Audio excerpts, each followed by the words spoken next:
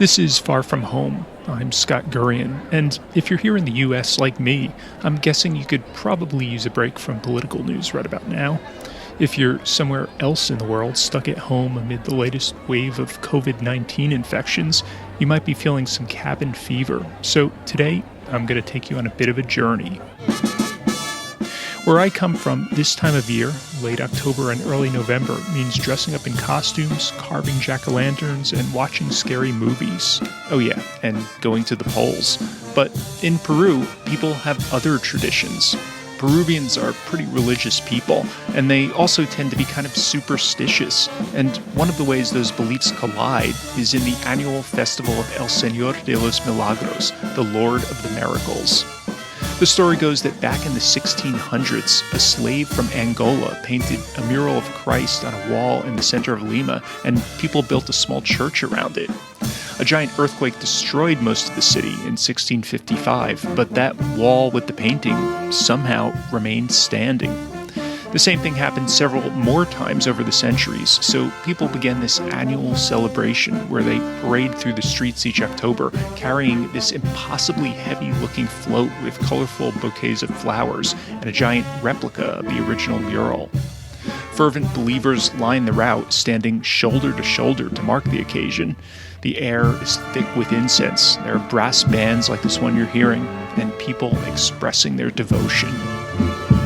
¡Viva el Señor de los Milagros! ¡Viva el Señor de los Milagros! ¡Viva el Señor de los Milagros! Now, the young children in Peru do also go door to door collecting candy from their neighbors, just like we did in my town when I was growing up. Though instead of saying trick or treat, they just say Halloween, which I thought was really cute when I saw it for the first time.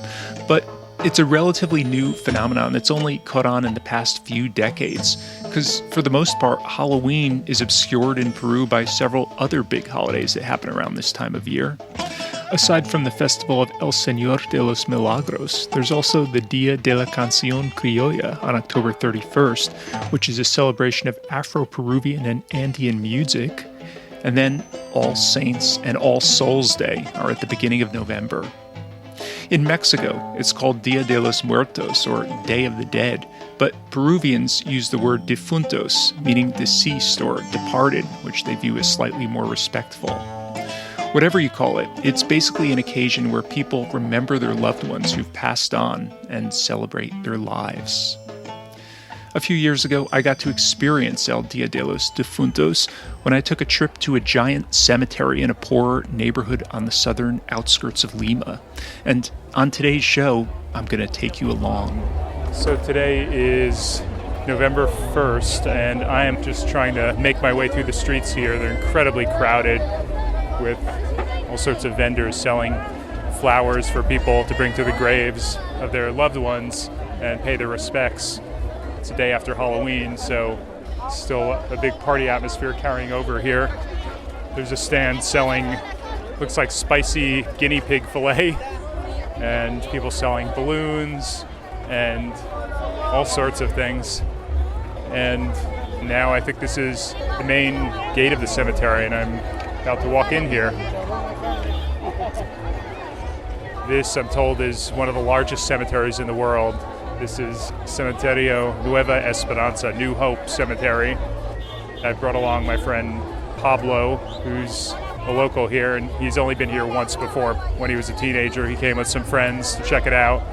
It's the kind of thing that everyone in Lima knows about, but not everyone goes to. And so he's graciously volunteered to come back with me and play tour guide.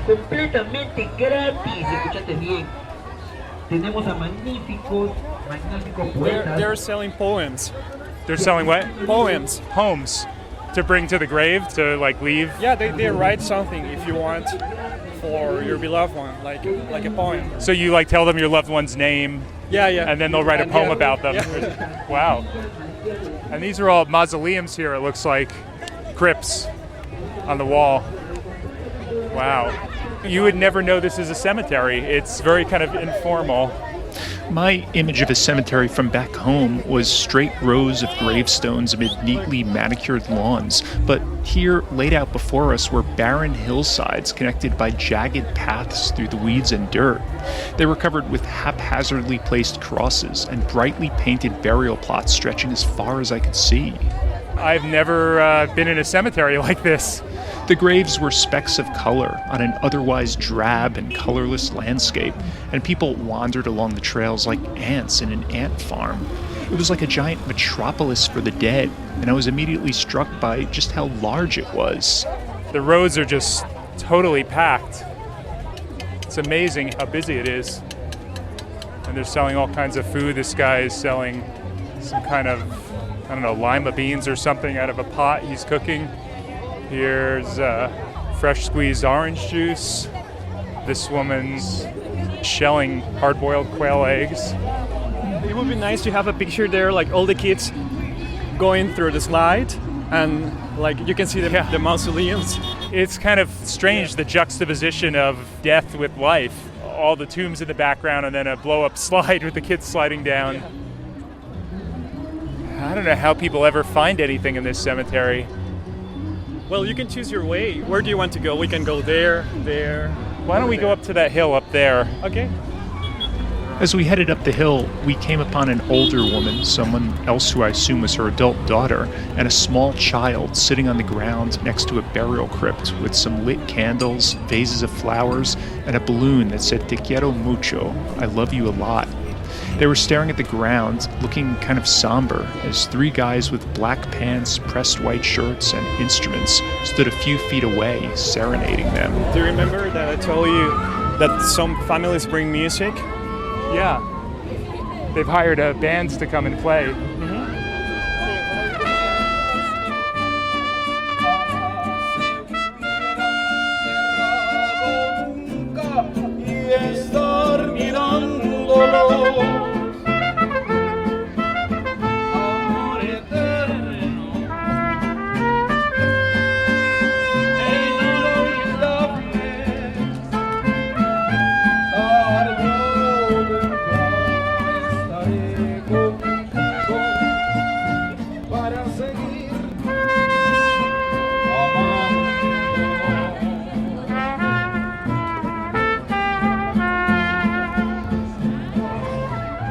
Is there a name for this type of music?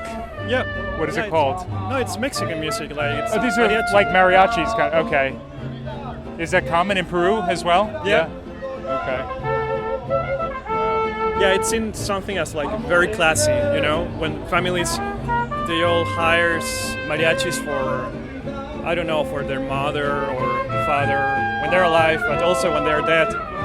But it's something like very appreciated. Yeah. Wow. After watching them for a few minutes, we turned and continued on our way, trying not to get run over in the process.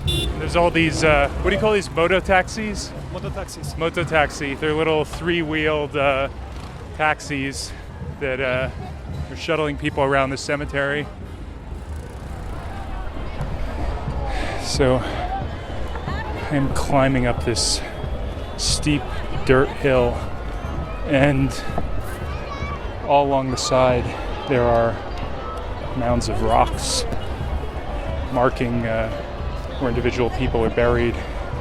Some of the rocks are painted different colors, like a bright blue or pink or white or purple.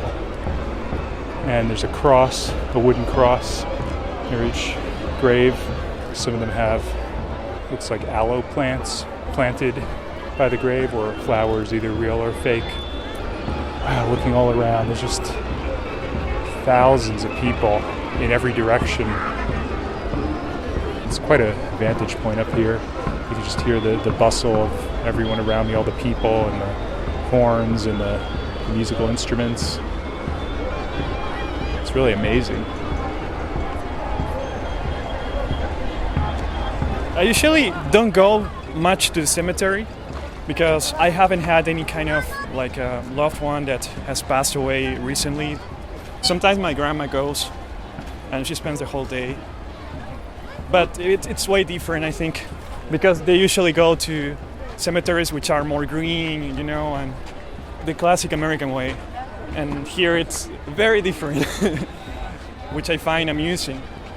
Pablo explained to me that those greener, more orderly cemeteries, like the one his grandmother visits, tend to be private and surrounded by fences and gates. But Nueva Esperanza is public, so most of the people buried here were probably fairly poor. Even if they died penniless, though, their family members were doing their best to make sure they weren't forgotten. Like this woman I met named Lucia Javier, who told me she had come with her 2 uncles to have a picnic at the gravesite of her grandmother, who passed away back in 1989. Su sazón, me acuerdo de su carácter. I remember her cuisine, the way she cooked, and her character. And also, she was a great dancer. I asked why she decided to come out here on this day of the deceased. Nosotros venimos porque tenemos la creencia de que We have to believe that they are around and they can feel you. So it's like coming to their house, and when you come to their house, they are happy to see you or to feel you there. And also we bring some beer and some flowers here to be with her. Recordamos a ella con cariño y We remember her with a lot of love, and we always try to remember that she takes care of us from up there. recordarla más que nada, recordarla. Muchísimas gracias. Thank you very Muchas much. gracias. So how do people think about death in Peru? In New Orleans, in the U.S., they have these like jazz funerals when someone dies. They hire a big jazz band to play music and march to have a parade through the street. It's kind of a celebration of their life. Is that sort of like what it generally is like here in Peru? I think it depends on the culture of each family, because Peru has different cultures in general. So if they come from the mountains, they're probably going to hire a band and they're going to go along like on the street. If they are more from the city or from the coast, I think it's much more calmer, and they don't do much stuff like trying to be respectful. Only maybe they go to the church with the priest, and the priest like. I think the farther you go from the center of Lima, it gets like this, and more. If you go to another city in Peru, it gets more unique, I think. I mean, I'm thinking back in the U.S. a lot of times it's just all very sad, and people would never have a celebration in the cemetery. It's not very common. I think it's also a taboo here, but this day allows people to not only think about sadness, but also try to see it in a positive way, or try to celebrate the life of someone. Like, it doesn't have to be sad all the time. I'm sure that they can be sad, but they still want to offer a party for their beloved ones. As strange as it sounds, it really did feel like a party was taking place here in the middle of this cemetery. And if you weren't into mariachi music, there were plenty of other groups you could hire to provide entertainment, like a saxophone quartet.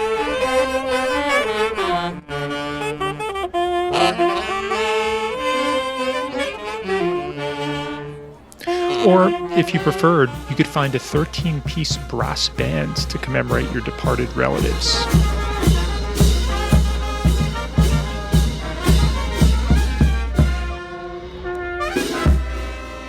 I really like the music here. I like how everybody's like dancing and moving, and everybody's having fun here. Some people even hire dancers to perform in front of the grave. But while some folks were in full-on celebration mode, it was clear that many others had more complicated feelings. For example, I ran into this woman named Margarita who was wearing a stained yellow shirt and a flower-patterned dress. She was sitting on the ground watching a teenage kid she'd hired apply a fresh coat of turquoise paint on the rocks around her husband's grave. Her adult daughter Lydia was next to her, holding a small child, who she did her best to quiet when she saw me approaching. After I cleared up their initial confusion, because they somehow thought I looked Venezuelan, I asked Lydia to tell me about her father. She said she didn't have a lot of memories since he died when she was really young. So I asked Margarita, What kind of man was he? ¿Qué tipo de hombre era él? ¿Qué tipo de persona?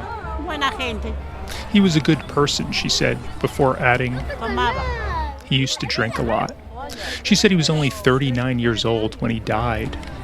At this point, Lydia jumped in. Le dejó mi mamá con 5 hijos. He left my mom with 5 children, she explained. Cuando tomaba. When he drank, he used to beat my mother. Still, she said that ever since he died back in 1992, family members have come each year on Dia de los Defuntos, as well as on his birthday, to pay their respects. What is it like being here this day with all of these people here and everything going on? Bonito. Porque otros días. It's nice, it's pretty today because during the whole year it's very silent. And once I came with my two daughters and there was like a group of dogs that were running all over the place. So we got scared and we started running over there. We can't come in any other day, just this day, because during the whole year it's very dangerous here. There have been sexual assaults here as well. She said there were also a lot of robberies, so she cautioned us to go home early before it was too late. It was beginning to get dark, so we figured we should probably heed her advice. Pablo and I started heading back down the hill towards the exit. I told you the story about last time I came here, right? What? That I was with my friends and we drank in front of a grave and like we poured some liquid, like some beer.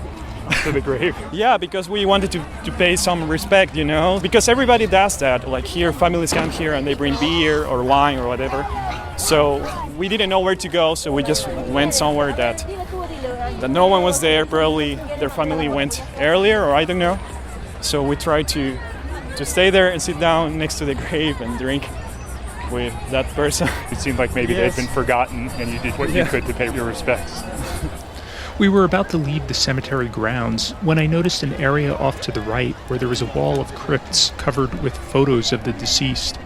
Their family members had placed vases of fresh flowers and lit votive candles on the ledges in front of the place where each person was buried. It was dusk now, so the candles shone brightly in the fading light. It felt like we were in a sacred space.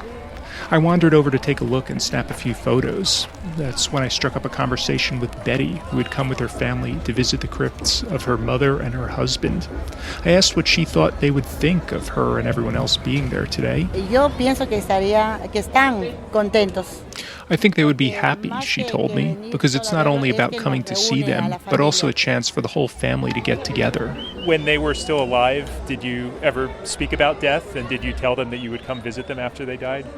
Mi mamá siempre no teníamos a quién visitar. We used to come here with my mother all the time and we didn't have anyone here to visit. So we just placed some candles and some flowers to some people that weren't visited by their family here at the cemetery. And I never thought that one day I would be visiting her. And she told me, yes, you have to visit me. You have to visit me all the time. So now I'm visiting her. Que me entierren cerca. My grandmother, before she died, told me the same thing. She said, when I die, I want you to come to the cemetery twice a year, on Mother's Day and on my birthday, to come to my grave. También le digo, pienso que sí es así. Whenever I don't come here to visit her, I always have dreams with her. And I just recently dreamed that she was beating me. De verdad. And it was probably because I didn't visit her. You said that before your mother died, you and her used to come here to the cemetery, even though you didn't know anyone who was buried here. You came just to visit other people? Your mother sounds like a very caring person. Era muy buena y siempre My mom, she was a very good person and she was always thinking in other people. En realidad mi mamá siempre We were estaba always conmigo. together and we were like friends. We were all the time hanging out and sometimes some people said like, don't go too close to Betty because she's all the time with her mother. Yeah, we were very close. Siempre paraba con ella, ¿no? And with that, we wished her the best, said our goodbyes, and headed home. Muchísimas gracias. Thank you Muchas very much. gracias. Ya, de Thank nada. you. Gracias a ustedes. Gracias. El Dia de los Defuntos is a national holiday in Peru when most schools and businesses are closed, but Betty and other family members sadly weren't able to pay their respects this year.